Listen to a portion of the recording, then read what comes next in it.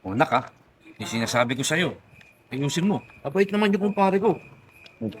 Ganda-ganda ng anak ko. Bait yun. Ha? Hindi ka. Hindi na. Pare Patrick. Oy pre. Uy! Ito pinangako ko sa'yo. Kasama ko na yan ako. Hala, pasok kayo pre. Pasok ka na.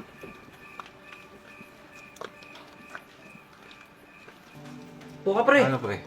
Hindi pre, okay lang ako pre. Hindi naman ako pwedeng makistorbo sa inyo ng anak ko. Di ba? Sigurado ka? Okay lang pre. Okay lang sa anak ko yan. Di ba nak? Papaiwan mo ko? Malma ka lang nak. Bait yung kumpare ko. Siya nang bahala sa'yo. Basta yung sabi ko sa'yo ha. Pre, para makapag-usap kayo. Nak. Ha? Pre, dito lang naman ako sa labas eh. Sige na dito Pre. nak ha. Okay ka lang ba?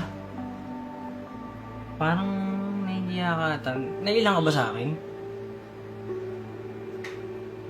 Huwag kang mag-alala. Wala naman akong pangit na intention sa'yo.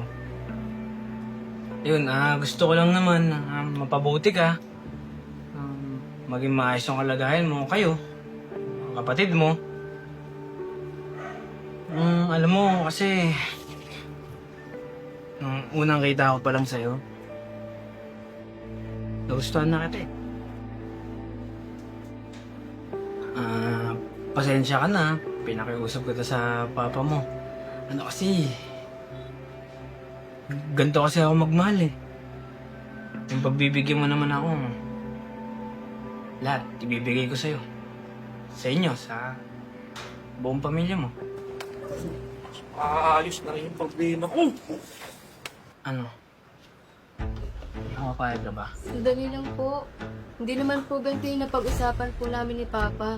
Sabi niya lang po, papakilala niya lang po ako sa inyo. Anak ng teteng oh. Di ba sinabi ng papa mo sa'yo? Ha? Kailangan niyo ako.